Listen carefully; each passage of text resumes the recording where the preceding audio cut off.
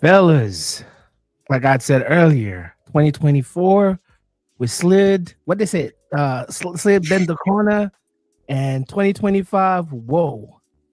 By the way, I don't like that. I just thought we start 2025, not tweaking, but just acknowledging that, sounds are different, energy's different, but still the same show, still the same hosts, LT, Kam Gee. How you guys been? Episode 40. Happy New Year. Hey, Mazel Tov or whatever. Yeah, Happy New Year. Happy New Year. Yes, sir. Happy New Year, man. You staying warm out there? I'm seeing Texas is getting snow. Atlanta is getting snow. How is that affecting your day-to-day life? It actually, it shut us down. So I know out here in Dallas, we got a little bit of snow, a little bit of ice, a little bit of sleet. So, no plows, no access to the things that help you get around easily. So we was chilling. So I got to spend some time with the fam at the crib. Yeah, I'm the weirdo wearing shorts and short sleeves because I'm still used to it. 50 degrees is a breeze, baby. So I'm gonna try to keep my thick skin as long as possible.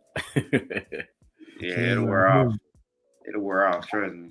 I heard Atlanta had it hard. Yeah, a few days ago where they had to cancel flights and stuff like that because they just could not handle how many inches of snow.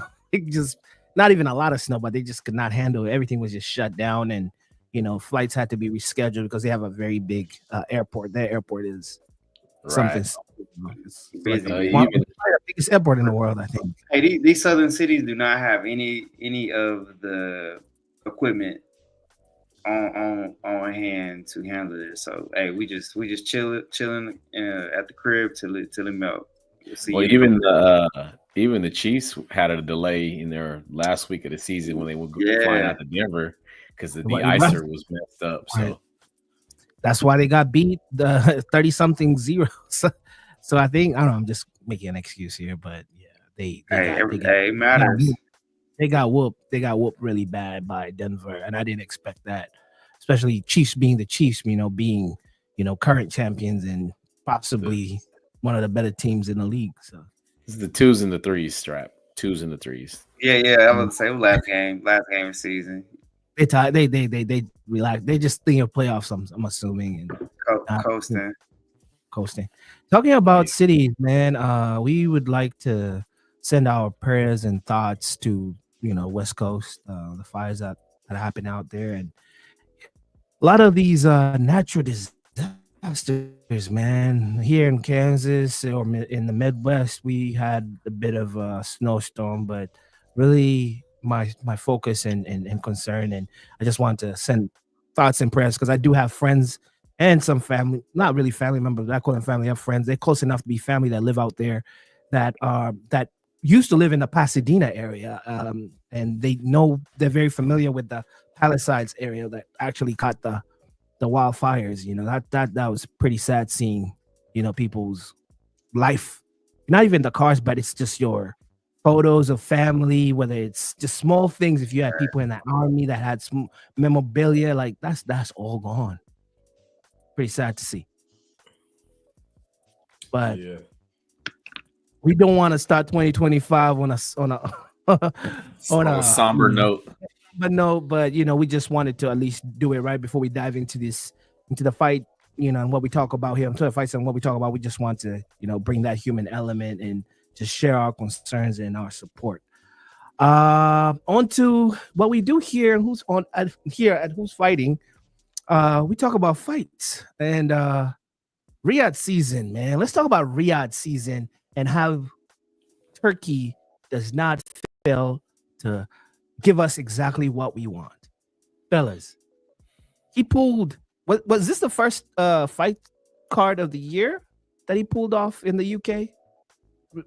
Riyadh season together with Boxer and over there, let me see when they were fighting. They fought in Sheffield, England is where they had these fights, but it was Turkey, and he had a whole bunch of fighters come together, and he did what he's becoming the ambassador slash Don slash Godfather. I don't know how to fellas, let's talk about what Turkey's doing. The future commissioner of boxing. No, for real. Hey, I support that title.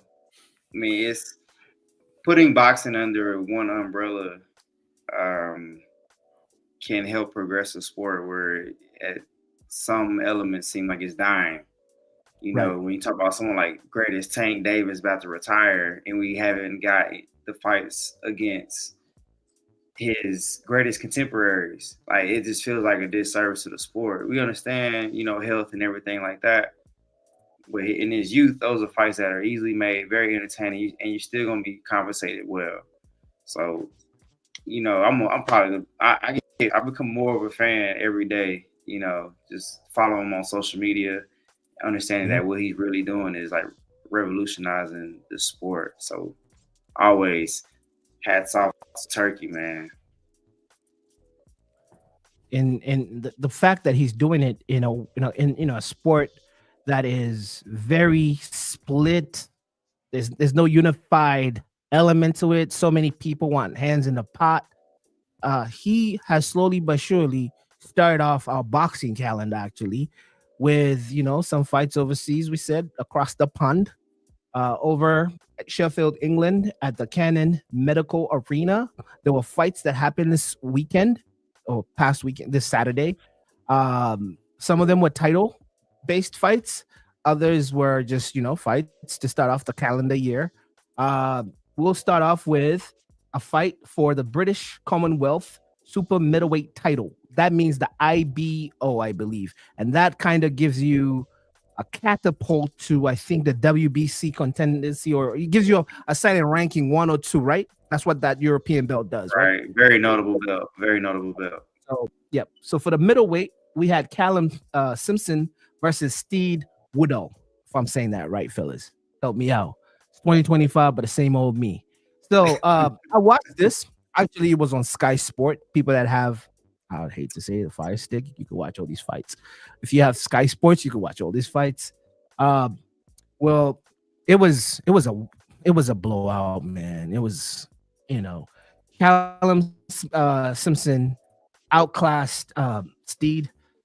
It was a second round, stoppage. He knocked him down, was wobbly throughout that second round. Second time the referee saw this guy was discombobulated, but still on his feet. Referee saved his life and ended the fight. So salute to Callum Simpson for attaining the British and Commonwealth Super Middleweight title belt. So hopefully he's going to be in that mix here soon with the other fighters that we remind me is S3. Is that his division, Super Middleweight? Or is Yes, that is correct. Super middleweight division. So, these are potential opponents. Yeah, fighting right now. And he's and F3. That's his main thing is WBC. I think he's the junior, or am I right? He's the youth. Youth. So it's an under 20. I think it's under 23 belt. So basically a stepping stone. Hey, man, this guy is a legit contender. Here's some hardware, and so S3 collect more, obviously. Yeah. So if S3 is hearing, man, watch out for this Callum guy, man. Hopefully we can see him fight some overseas people. I mean, he fought people in Canada, but some more, fights. So if he ever goes, if L3 is flying out across the pond, I may get a ticket and go out there and support him. Look, we manifesting. We Riyadh season. In Saudi Arabia, man, my passport is getting dusted off. I'm about to renew mine. Yeah. So these are real possibilities. We're not just talking here. These are I'm all game, man. I'm dusting off my. Yeah. Look, I know I'm going on a tangent real quick. I had a dream about this, y'all. We was at a major fight and we was all on location there. So just put that out there. Hey, that is the goal. That is bro. It's my dream, man. All of us at least doing not red carpet, but just actually in a location with mic'd up. Doing our show in location with these fighters, bro. That is bucket list material right there. I'll do red carpet. I clean up nice. Yeah, man.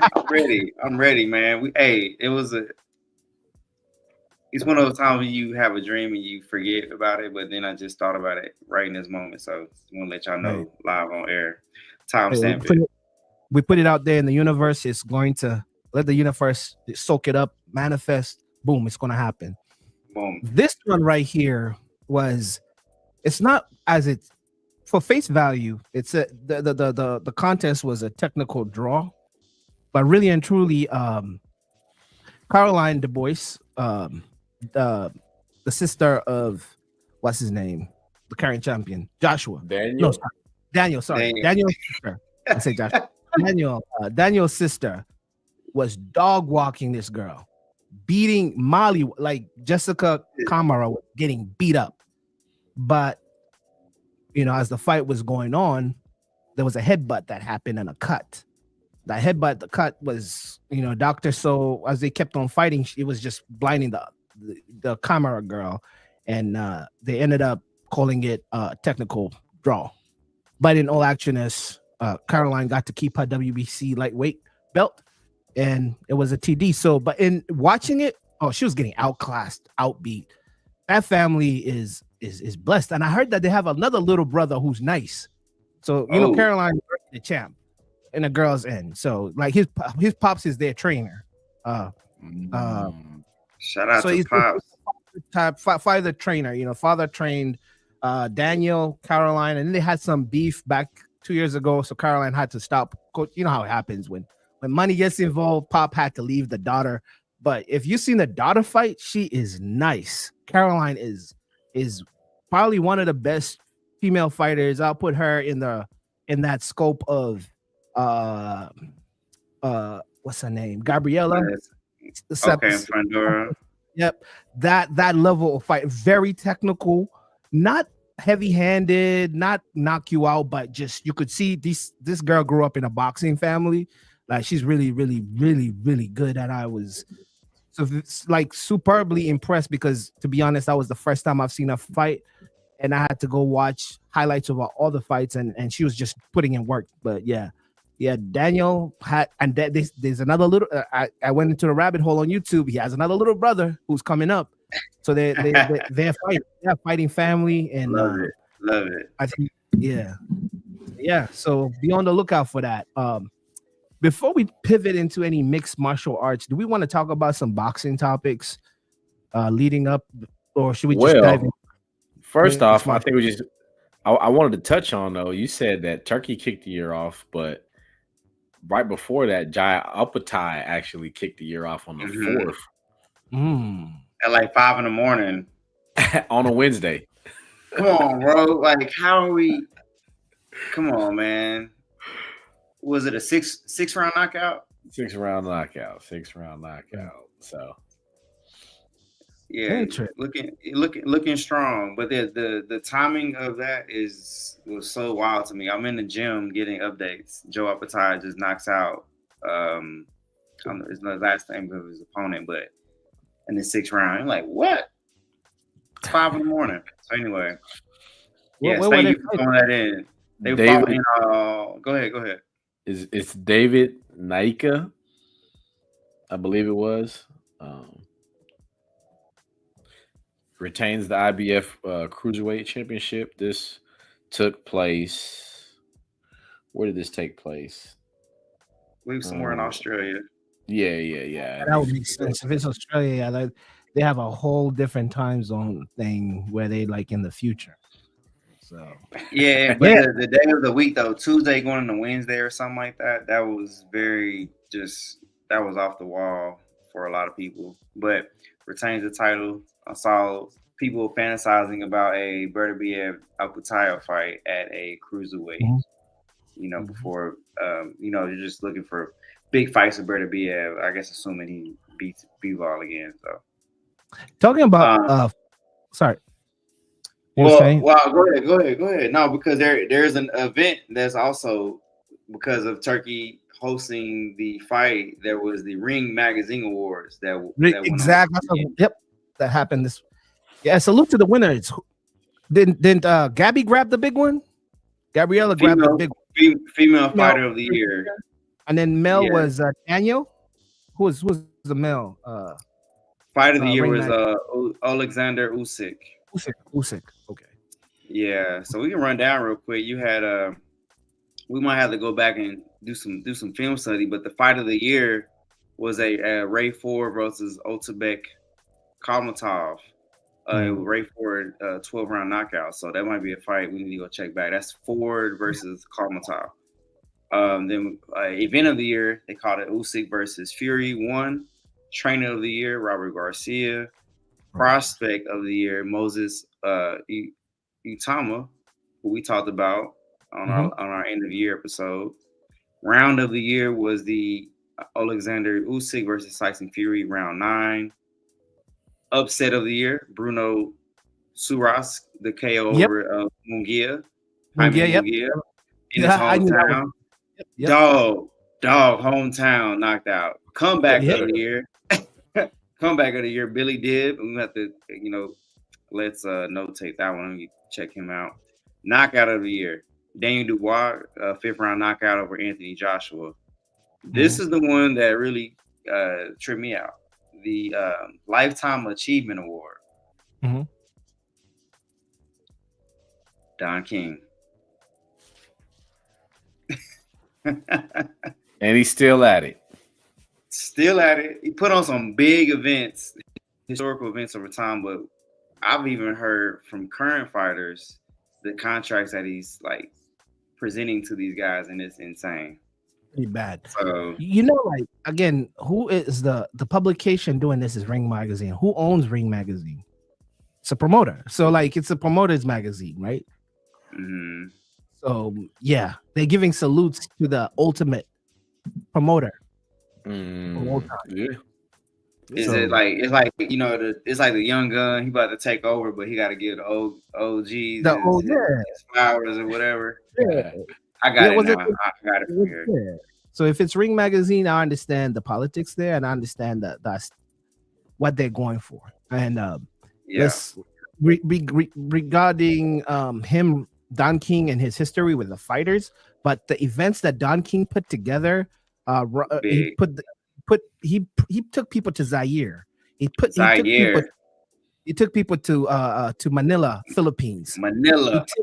He made he didn't make MGM, but like he was one of those people that you just aligned with MGM because of his deal that he had back in the day with his fighters.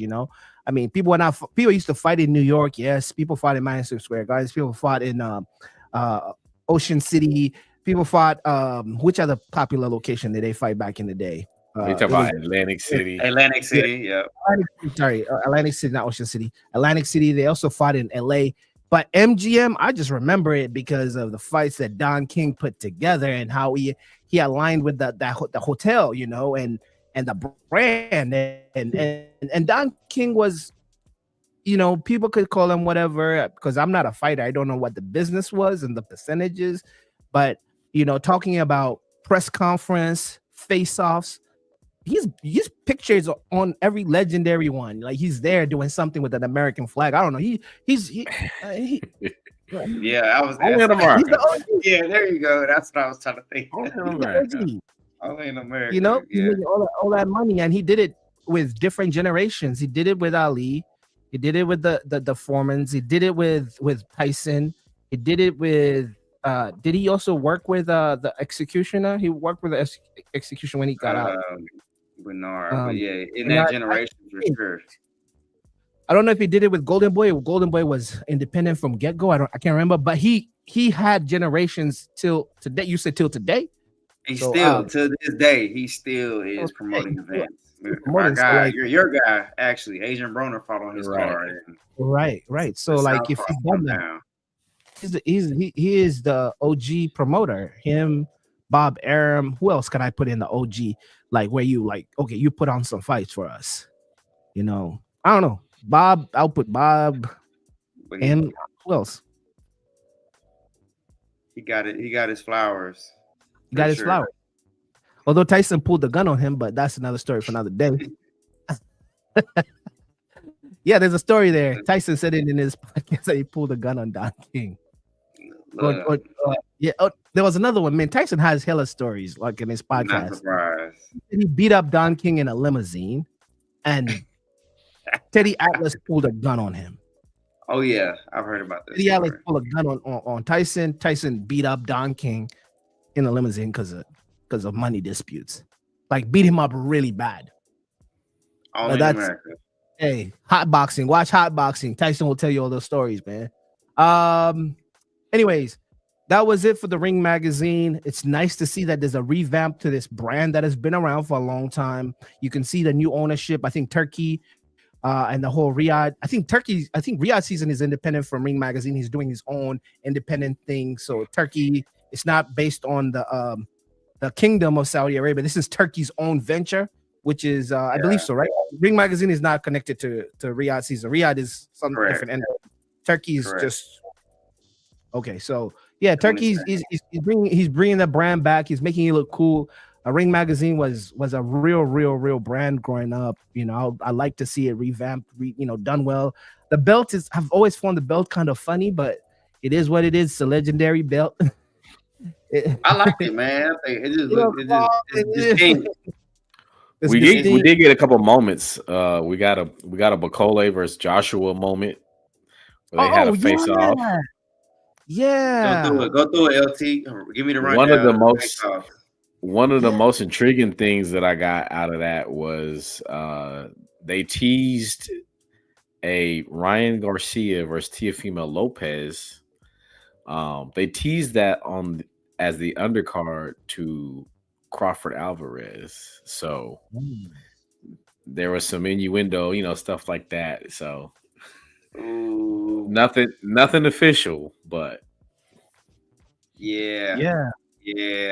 Some deals got made last night. Going back to that Bacole AJ thing, there's internal stories there. Bacole was supposed to be AJ's fight before that Daniel DeBoer fight, and it was supposed to be held in Africa. So it was supposed to be one of those multi-million, Clash of the Giants type of thing happening in Africa. Only for the second time in boxing history having a big heavyweight fight in Africa, kind of like Rambo in the Jungle type of thing. And then AJ pivoted to I'll fight DeBoer, and if I could beat him, we could talk about you fighting me, Bacole. But apparently they had this back conversation and back behind the scenes communication and engagement.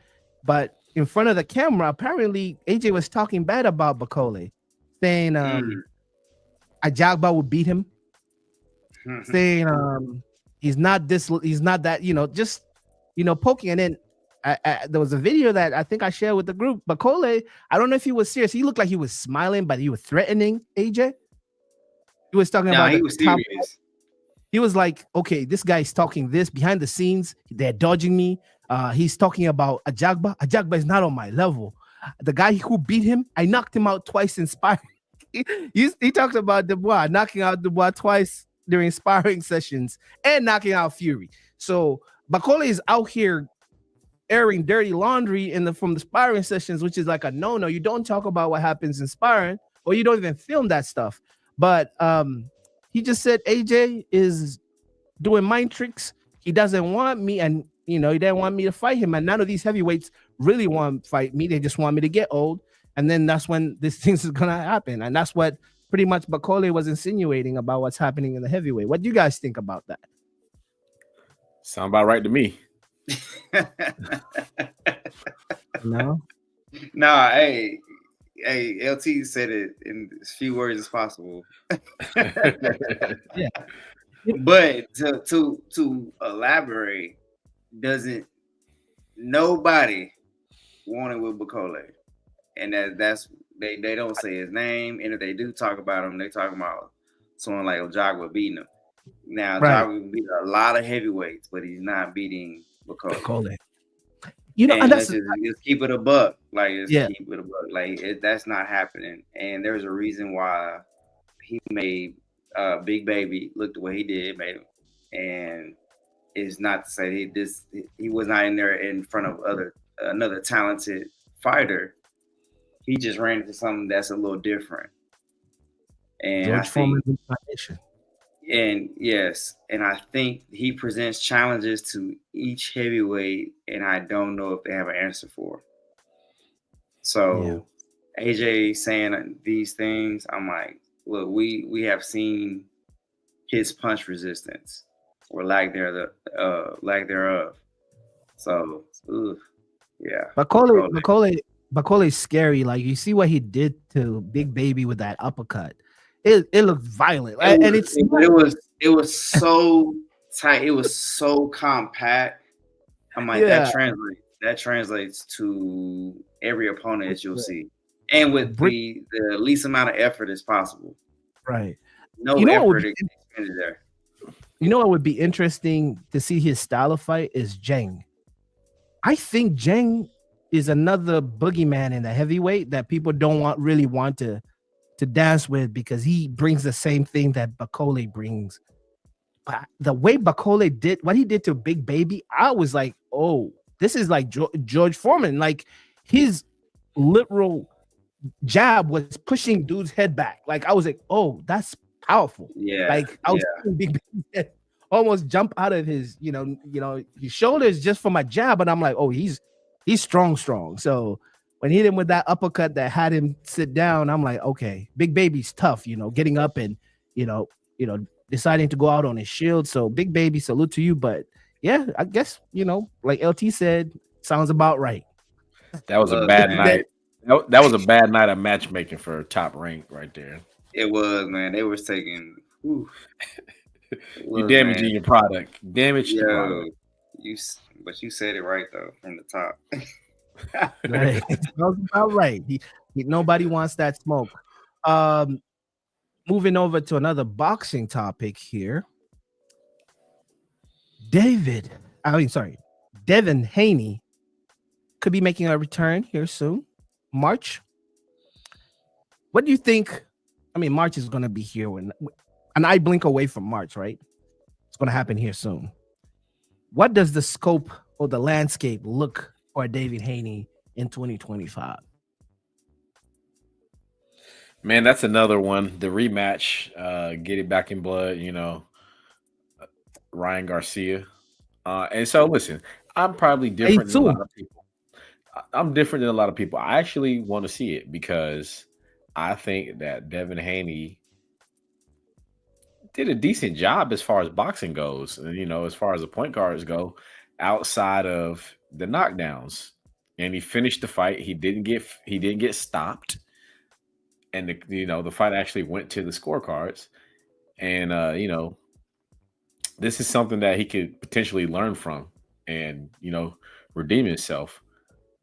And I guess one of the takeaways is he's technically still undefeated. He technically didn't lose that fight.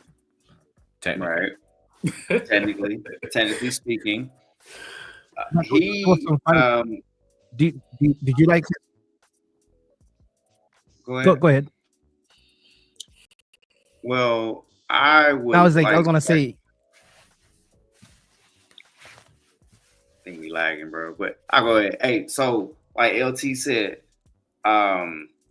getting it back in blood. Every great fighter eventually tries to avenge their defeats. That's what we love in the sport. If they don't do it immediately, maybe he has a fight in between, but you have to make plans to spin and block and see about that again. Like, that just has to be done. Just from a competitor, from a man's standpoint. Like, and right. I boxing fans, we say a lot, but I'm like LT. I would want to see it. Like, let me know. Like, okay, was it the Ostarine in his system? I'm sure the drug testing would be highly scrutinized going into a rematch. Build up would be incredible. And as far as big fights to be made, it's just another big fight to be made because of the controversy surrounding the fight. Like, he didn't lose, but we saw a loss. then bad, dirty test coming up. Victor Conte, Vada, Snack, David Haney, Bill Haney. I mean, come on now, bring it on. Only in America. Look, I just got hype talking about it. Look, that's what it's about. Entertain us, man. Hey, you guys have hyped that fight. Now I want to see it. The only thing is, I still have this taste in my mouth. About Haney's last outings, and it starts. I think either it was with Lomachenko, where I was like, "What is happening here?" What do you think? How do you think he performed with that unanimous decision that he had over Lomachenko? Do you think Loma was kind of robbed? I mean, because I was confused with that fight. I was like, okay. And then his 2 Kambosa fights. Yeah, I like what I saw against Lomachenko. Well, I like what I saw from Lomachenko. Yes. Against David Haney. Yeah, I thought Lomachenko was able to let his hands go. He turned them constantly. He showed more skill, I thought, during that fight. I wasn't like calling a robbery or anything, but I was like, yo, that fight did not look the way the result came out to be. Right. Kambosos is, he's a very good try hard type of guy, but Devin Haney just more talented than him. And it was, by fluke circumstance that I felt like Kambosos even had the opportunity to get that, and he took. I was literally just thinking that, verbatim. I think that was a fluke. It was a fluke win against Teofimo Lopez. I feel like I believe everything Teofimo said, and also Teofimo's dad gave him really bad instructions in that fight. So, but I digress. It's just how all these little things can lead to a moment where Haney is able. Maybe he doesn't get challenged. He gets a different challenge if Teofimo is in a better place and handle business against George Kambosos. Right. So it's just that little thing turned history, and then also with this fight. So he's got to go back and fight Ryan Garcia, or I don't know who you fight that would even excite me, or I like I want to see Shakur. I like that matchup in particular. I know there's got to be a fight before that because Shakur has Schofield. But I still like that matchup in particular because there's questions about both of their strength. Right. And so I like that one, me personally. Yeah. And then we're not getting the Tank fight, right? So that's out the question. So that's what I was saying. So I was my mind was thinking, okay, well, who does Haney fight that, you're not fighting Shakur, obviously, and then Tank's talking about retirement. Is it a Teofimo Lopez? Is Teofimo going to 147? So that's why I said I don't know who I see Devin Haney in the ring with. Yeah. So that's kind of where my head is, but I want to see him. I want to see him get back. You facing some adversity and see how you come back, man. Like, I really want to get away from these guys trying to hold on to their O, because there's no shame in taking the L. It's always about how you come back. Like, do you stay down, or do you get down? And that there's a mentality that I think these guys can still protect themselves. Like, as far as health, they can still make a lot of money, but trying to hold on to your record is really hurting the sport. I'm seeing it at matchmaking at a lower level, and getting local events made, and you're seeing guys really ducking each other. And I'm like, this is crazy. This is the sport. You find out about yourself. So let's not. Yeah. I mean, you got people like Keyshawn Davis out there that's on the come up. Like, they really better. I think they really better get the bag. Like, now's the time for them to make these fights happen. Because big fights. Yes, the talent will bring ticket sales, the eyeballs. Like, we will, in boxing fans, casuals, purists alike, will not shame guys for taking losses, especially and it's the manner way you took it. No one is talking bad about Earl Spence right now. Yep. Like, you know what I'm saying? Because we knew he went out with respect in his honor, his integrity. So when guys are ducking, we sense it, and it's like, man, like, come on, man, let's get the fight. Let's figure out who really is the best out here. Yeah. You know, you talk about fighters like Keyshawn, who excites this new era. He's exciting in this new era because not only is he a good fighter, that dude is charismatic. When he's talking, he's dramatic. How he, when he's speaking, his voice is calm, and he's like, knock, it's only a matter of time. Tank Davis come out, or he does weird. Like he knows how to entertain. It's like, yeah, you got it. Like we need to see more of you fighting, but like on the entertainment side, and sorry to say, the generation before Keyshawn, the Devin, they were not charismatic. Like they are not charismatic. They were young, great fighters. Robots. These are these guys are, and they sound cringe when they talk. Yeah, it's aggressive trash talk. Yeah, kind of cringe. His Twitter is cringe. Like I like Shakur, but he sounds like he's angry or emotional. Like it's not fun. Like it's not.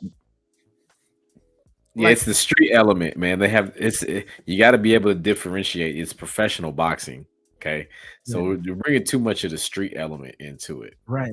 We gotta work on our articulation here. Absolutely, and that's why I'm excited when I hear about the Keyshawns and how they playful they are. They bring a matching band, and he does this thing. Even Teofimo, to a bit, he's playful, and he knows.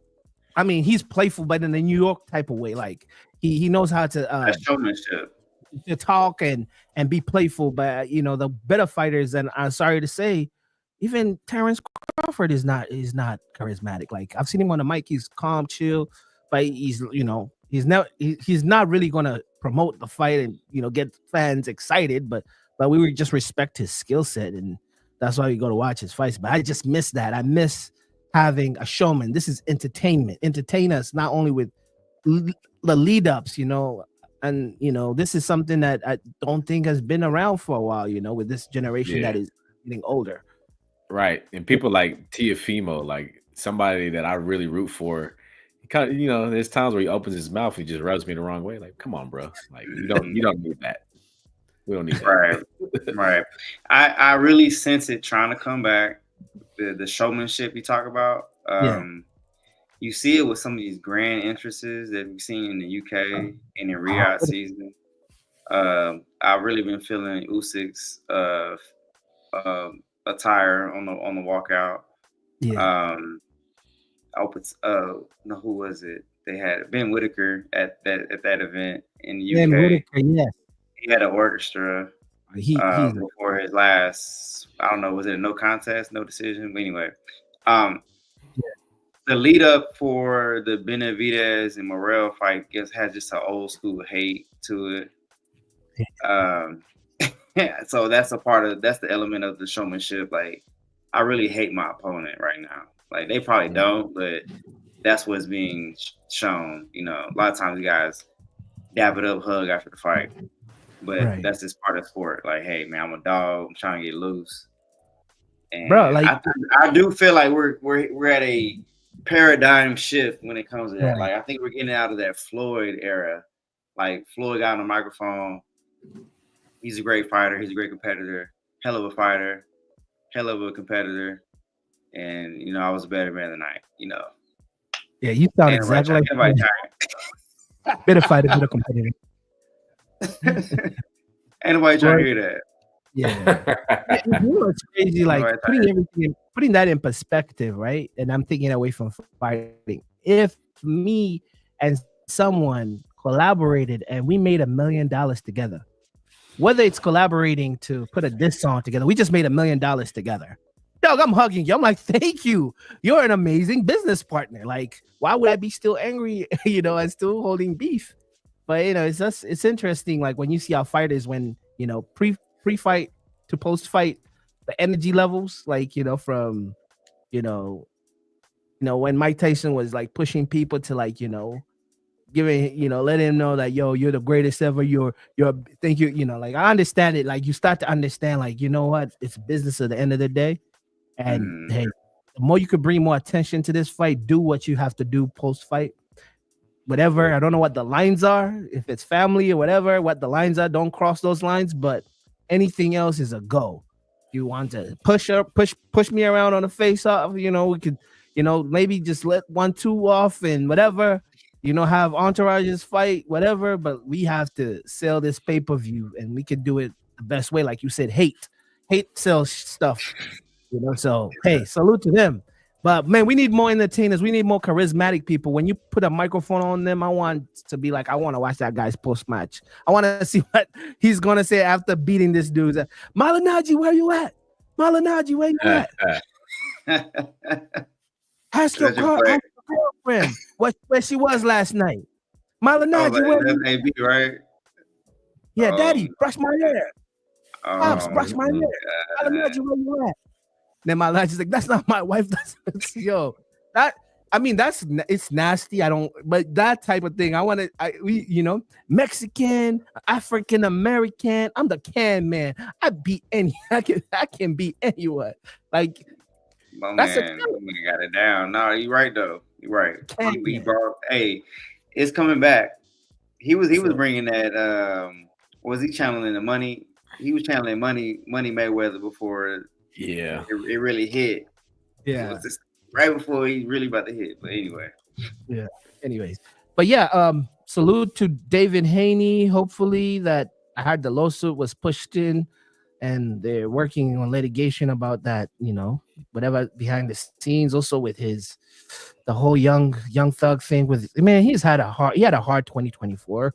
Hopefully, everything is good and he's mentally ready to come back fighting. If not, take some time out. Mental health is a serious thing, especially what's happening in the news with his home situation and stuff like that. But moving on to what's been cooking, and this is not so hidden to everyone. It's being done in front of our faces, by the way. 1 minute you see Canelo with turkey. Next thing you see Crawford with turkey. Next thing you see Canelo on his Instagram story in Saudi Arabia. Next thing you see Crawford is everywhere. He was in Africa, but now he's in Saudi. What's happening here, man? What's happening here? Mm-hmm.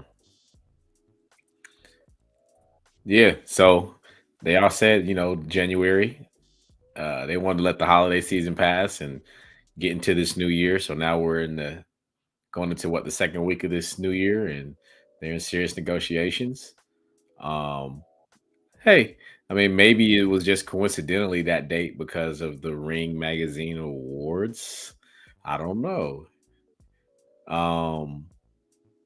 What I do remember is the number that he put out there for Crawford was 150. So it'll be interesting to see how close he gets to 150. Somebody want to retire and buy a boat. He likes fishing, right? They might both retire after this fight. Crawford likes fishing. I'm saying though, Canelo put the price tag at 150 for Crawford, and then he said 200 for Benavidez. So he has been quoted saying this. So where does it actually land? We'll see. Bro, he gave a number. I gotta respect it because then if somebody put it to the table, Turkey's the man to pull it off. This is a payday. Hey, both fighters go all in. We might not see them anymore because we're gonna fight after. Well, if he gets 100 million in Saudi Arabia, what are the taxes? You get like a tax break because you're working in Saudi Arabia, so you're pulling back most of that 100 million. I think that's what they've been doing. The Joshuas, they fought overseas, so they don't have to deal with the UK taxes. So if you get 100, because really and truly, if you're you're getting 100 in the US, that's about you're only going to touch 40% of that after everything has been done and pulled off that 100. I think there's a lot. I'm calling taxes. There's a lot that goes into that. Yeah. So if you're getting in Saudi Arabia and there's, income taxes is not a thing, and you're working there, so you're gonna get taxed by them. And Turkey's like, you'll have this 100 for the people to see, but have this little 50 for your pockets, Loki, and have this Hublot watch that is special to you, man. Thank you for bringing. You already know. The guy is going back probably to to Mexico, and he's probably gonna pay some taxes with it. But like there's gonna be some, he's gonna go with a big purse. He's gonna sweeten the deal. They're gonna give him some real estate. Look, I got these buildings over here for you. I just need this fight to get done. No, go ahead. No, I just think that Turkey is the man to get this done. So I'll just like I said again, tip my hat to Turkey. Come on, man. Whatever you're doing, we behind it. Well, what's up, LT? Last we seen Crawford. It was it the Madrimov? Mm-hmm. And we kind of walked away from that, like, ooh, we're not sure that this is at 154. We're not sure that we want to see Crawford at 168. Whew. That was our 168. That was our last reaction. Yeah. Has that changed? For me personally, it has. I think it's changed. Wait, what are you thinking? At this point, that was his first fight at that weight. Mm-hmm. And it's an older Canelo. It's a more paced Canelo. Obviously it's an older Crawford too, but there's certain advantages. He has an incredible reach. He has a stamina. He has a wrestling background, so he's freakishly strong for his frame. Mm-hmm. So there's some elements there. And it's a spectacle. Honestly, it's a spectacle. I definitely don't want to see a punch land flush on Crawford. But he's shown the ability to get hit flush, though. Not just in the Madrimov fight. That's the thing that's concerning. Because I think his mentality is that he can take it. It's not that lack of ability to get away from it or defend. I just think he got a little bit of crazy in him, and he feels like he can take one and give you 2 more back that's way bigger than one you just gave. So, right. Canelo, generational talent. You get a clean shot. We've seen guys fold. The Amir Khan one just kind of sticks out of my head because when he hit him, it just didn't seem like they should. It didn't seem like they should have been in the ring together. Like that knockout should not have. That weight class should not have produced that type of knockout. Like, he just flung him around the ring, one punch. Like, nasty. Anyway, another nasty one Canelo did was Sergey Kovalev, bigger fighter. Yeah, knocked him out cold. And Canelo is dangerous, and especially when he's on the back foot. People think he's pressing. He's knocked out people while people having a better, when they're all full out attack on him. Like Amir Khan was all full out attack on him. He was on the back foot, caught Amir Khan slipping. Sergey was the bigger fighter, the stronger fighter. We saw him fighting Andre Ward and how difficult of a fighter and strong of a fighter he is. He tried doing that with Canelo, like using the big man approach. I'm cutting the ring off. Back foot, knocked him out cold. It was bad. I think he fell on the ropes and bounced.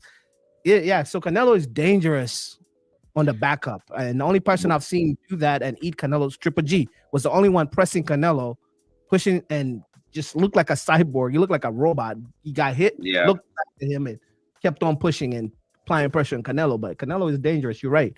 But there's one more that I would take away from was when Charlo got in the ring with Canelo, and Canelo didn't stop Charlo. So he got a knockdown where Charlo took a knee.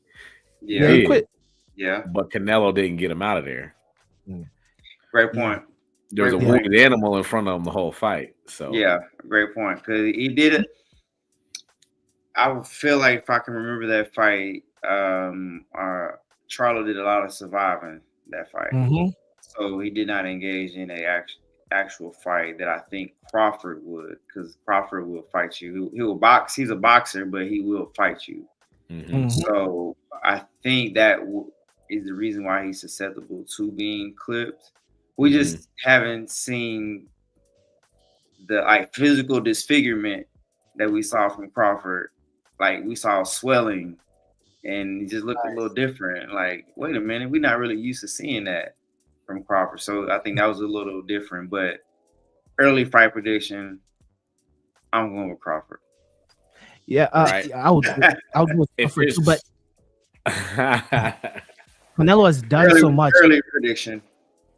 Canelo has done so much in this boxing world, and I'm running through all his opponents and the fights I've seen of Canelo, all the live fights I've seen of Canelo, and besides Beterbiev and Floyd Mayweather, which other fighter gave Canelo a hard time?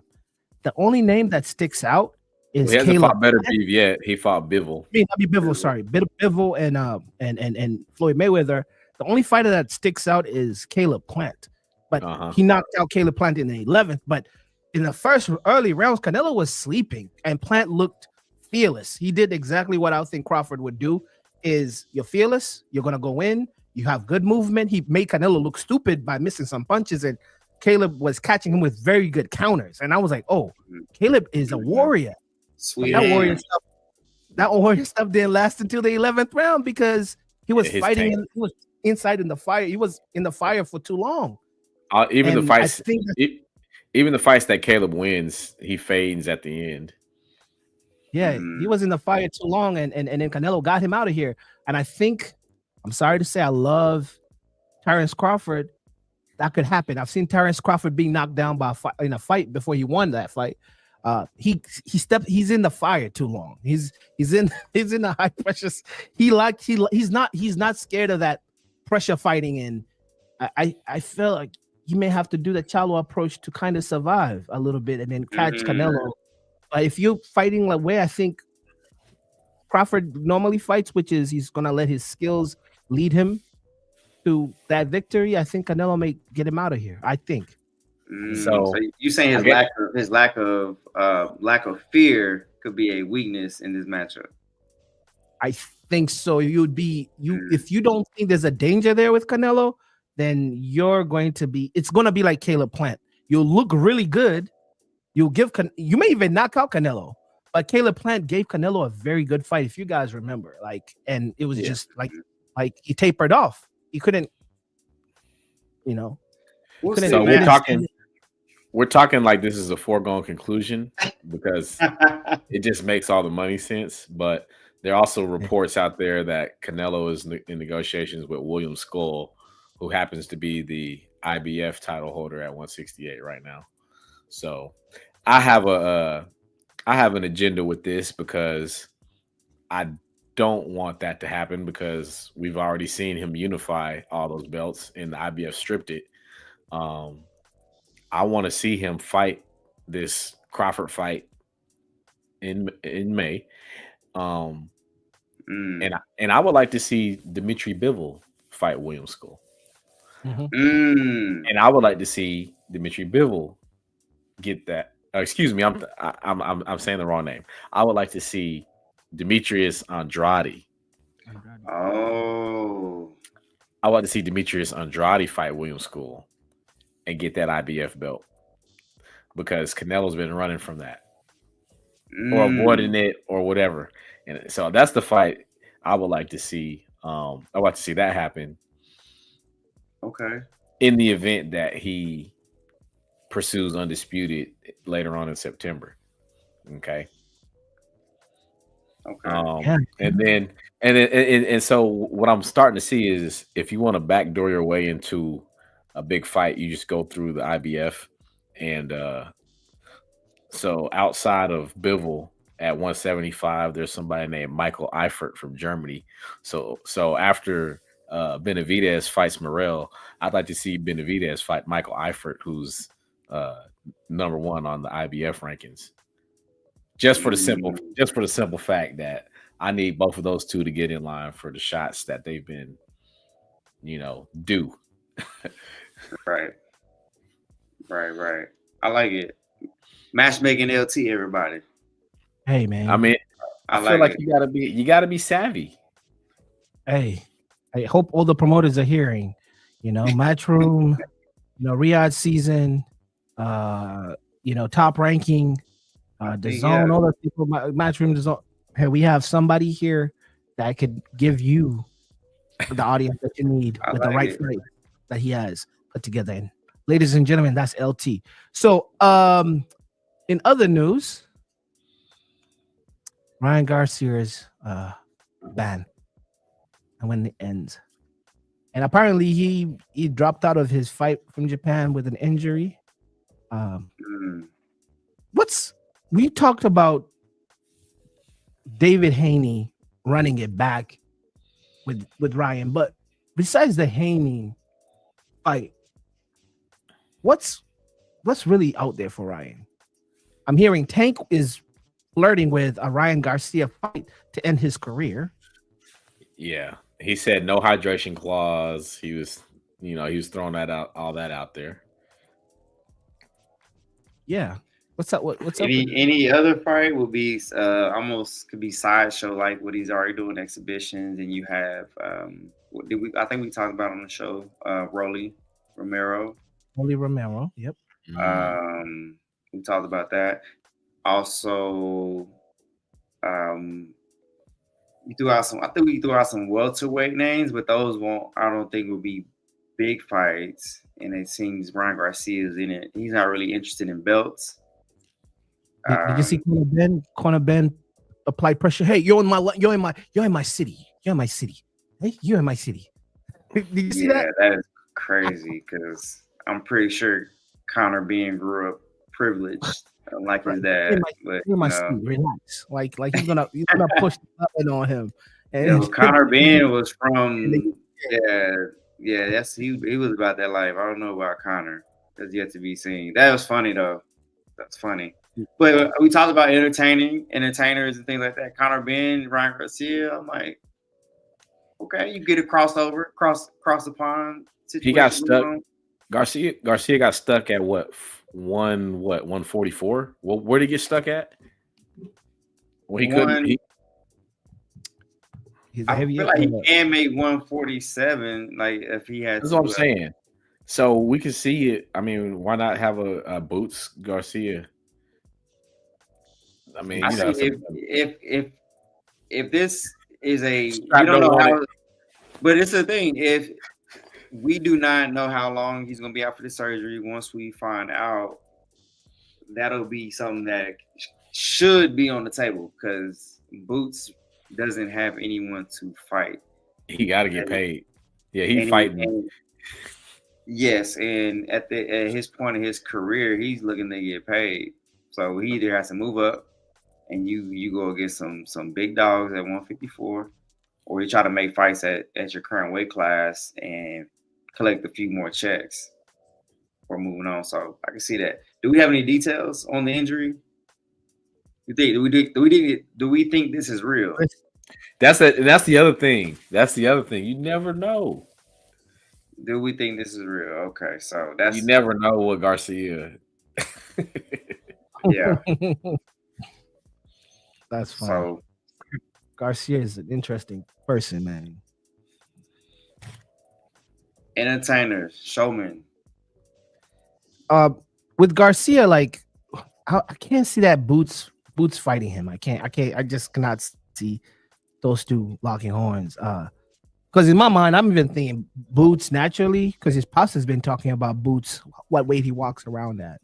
And Boots he's kind of a big guy. I mean, tall, and I think his pops wants him to be comfortable, And I don't know if going up to I don't know. He's at 55 right now. Boots fights at 147, so he's looking for other contenders to challenge him for his belt. But like I said, we talk about that, the showmanship, the entertainers. These guys like Boots could use someone like that. So there's that'd be an interesting fight if they do make the fight with Brian Norman, who is currently the WBO title holder. Mm-hmm. Yes. I think I know how I feel about Barrios, and I think Ennis and Stanionis is fighting. Are they down? I don't know if we got confirmation on that if they were fighting, but I do think he is looking to get back into the ring here soon. I'm gonna check his box rec while we on that, but not a lot of options perform. Is what I'm saying. Well, at least we want to see a healthy Ryan Garcia. So he was dealing with that whole mental thing, and first deal with that, deal with your physical health too, and the whole reason why you were using PEDs. Was it an injury and recovery? I don't know. Deal with that, and then let's get back into that same mix. I don't know. We don't believe his supplements were tainted. Nah, he's dirty. He's like, there's these are top level fighters. They know exactly what they're putting in their body all the time. I mean, to be at that level, maybe if you're just a regular dude that goes to, they have personal chefs. They have everything is measured to precision. That's why I don't believe that his stuff was like tainted and accidental, or the whole Canelo tainted meat, no tainted meat, like that Mexican meat having additive, like that's all BS, man. They were using and they were off. They were weaning off the stuff, and maybe his B sample got caught. I don't know, but they get caught. Canelo was caught, but we kind of brushed that under the rug. But they're using. They are using, and you see who the supplement guy is. All these people like in the industry, and you come on, man. Kam Gee, LT, you've seen that documentary on Netflix. Victor Conte still in the sport, man. It's still out here. Clientele, you'll be surprised if he shows you his list of people that he gives supplements. But anyways, that man was using PDs, and he was caught, and now he has to lay off, let that stuff get out of his system. Come back and do what he does best, is entertain us. They're gladiators. They get hurt. They have like nagging injuries and stuff like that they need some help. So, real quick before we move on, I think that at this event in London, Bill Haney went to the media to say that he'd like to see Boots and Devin Haney fight in 2025. Oh, wow. So yeah. According to Boxing 247, yeah, we've used this source before to deliver some news. So, yeah, that would be something to see. A dream matchup is what they're calling it. For some reason is Haney bigger than Ryan Garcia? Because he has to make himself. Because every time they hit Haney with rehydration clauses and stuff like that, because usually naturally they say he's a bigger dude. Isn't he bigger than Garcia? Or am I getting it wrong? No, I think he walks around. Yeah, he walks around big. A lot of these guys are walking around really big, and they do a lot. Maybe, and they have to go down to like 45, 40. I think Haney may be bigger. I could see that Boots fight if Haney stands at 5, because Boots is 5'11". I almost 6 foot. I believe that. I've seen him stand with Billy and Wallow, and he looks big. I don't know how he goes down to 45, 47. I just don't know how he does it, because he looks big when he's out here on social media. So he's like 5'11", 5'10". Haney is maybe a 5'10" too, 5'9". Garcia is maybe 5'8", 5'9". Looking at their frames, putting on weight, I don't know how that left hook of Garcia translates if he gets bigger. I don't know. But anyways, going back to that Boots, Haney's dad saying Boots could be a fight in 2024. I can see that, because I believe Haney really malnourishes himself. He drives himself up to make these fights. He looks like he's dying, bro. And I really do see him. Have you seen his fights, bro? Like his weigh-ins and stuff. He looks like he's like a zombie. He looks bad. In the sunken place. Bro, he looks horrible. And you can tell that he's a bigger dude, and he just needs to get a healthy weight to fight at. And what movie was that 50 Cent made where he lost all the weight? Oh, I seen the meme though. I don't know what movie, but they use that for Devin Haney all the time, man. Oh man, we gotta find a movie, but sickly, unhealthy. Come on, man, make the fights happen. Come on, Turkey. Come on, everybody. 2025. Only in America. Talk about only in America. I want to talk about some overseas business here. the two Godfathers. Okay, one is the Godfather. The other one is the upcoming, Don. Talk about Frank Warren versus Eddie Hearn. LT. Just more stuff more stuff that's just good for boxing. Like, not afraid to put your cash cows out there, your best versus their best, and for the good of the sport. I like the concept. I love it. More of it. And they're saying it will happen in May. So wow. Sound like they got a firm handshake agreement going on right there. We're just trying to get the matches made. Are they teaming up? Are they Voltroning as the UK powerhouses to like get Turkey to say, Turkey, relax, we could do it, we could unify? Is this the Crips and the Bloods coming together to fight the police? They've already been working with Matchroom being streamed on his own and stuff like that, and so or Queensberry and Queensberry. So Queensberry is that Frank, and then Matchroom is Eddie. But I can see that's a dope. 5 of your best versus 5 of our best. That's actually then Top Ranking used to do that with it may have happened against PBC. Yes. PBC and Top Ranking used to do that where they did do that, or am I? That may have happened. Yes, they have in the past, but our UK promoters are more recently been on it, because I do believe they did it in 2024 as well. Was it Queensberry versus Matchroom 5-on-5, if I'm not mistaken? Because I do remember them being. I kind of feel like they were kept showing Eddie Hearn and Frank Warren. It was almost like horse racing, like how they were watching the fights. Like they're like, they sit right next to each other and cheering on their fighters. So more of that. It's like LT said, it is good for the sport. You get these guys that sometimes it keeps the activity up, so we get more quality fights, competitive fights, and that's at the end of the day, that's what we want to see. Yes. And like for like, here stateside, we have Golden Boy rumored to be doing the same thing with DAZN. Bring it on. This one is less concrete. Anything with De La Hoya is probably less concrete. But same song. It's in the talks. And there seems to be a consensus, a mutual interest, I should say, in making it happen.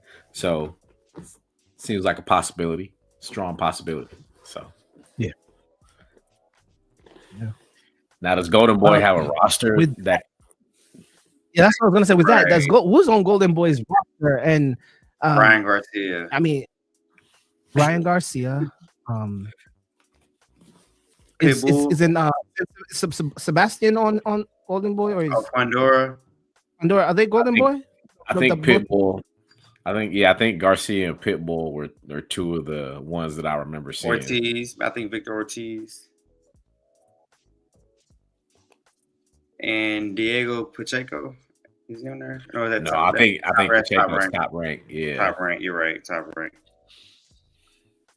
Yeah, I mean, I don't know. I would like to see this event get made. Let's put it on, because the last one, I do believe this was Queensberry versus Matchroom was last June. So that was the Deontay Wilder Zane card. I put a link in the private chat. Look at the roster of Golden Boy. Don't sleep on Golden Boy. They got the Fandora. They got they're stacked. They have regional, have national and regional champs. They have Floyd Schofield on that team too.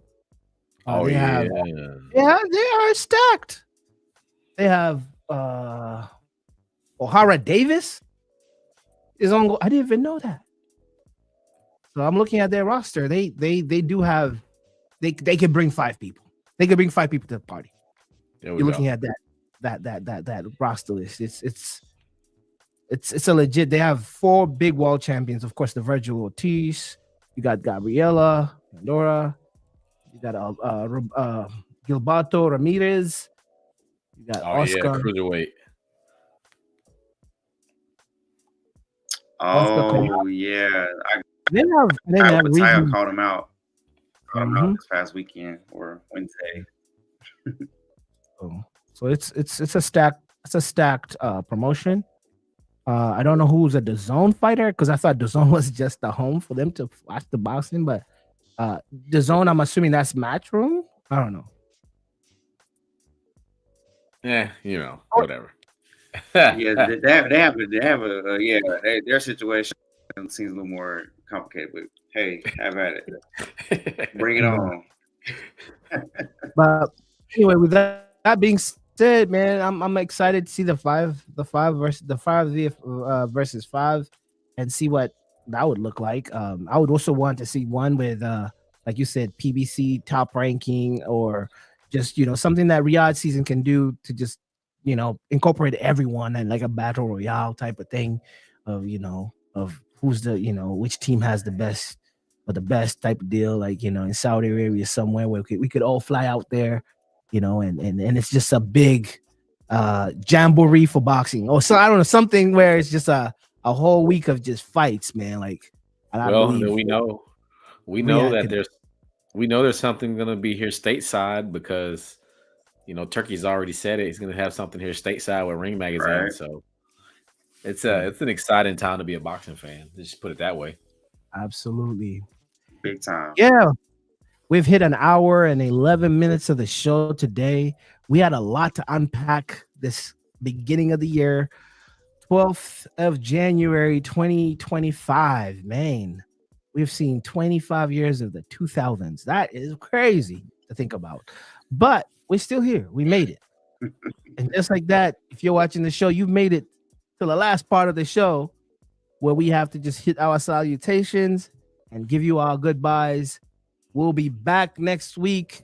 Which upcoming fights? Oh, man, they canceled the big upcoming fight for next week, which was supposed to be the Inoue one, right? Because of injury. We just have here to look forward to.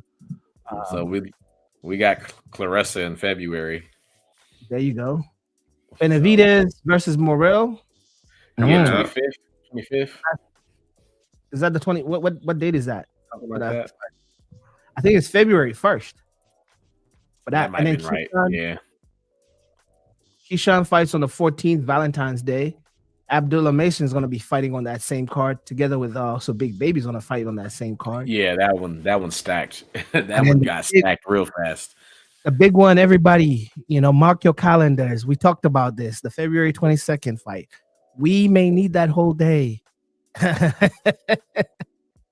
Whole day all scheduled out because it's action-packed. Yep.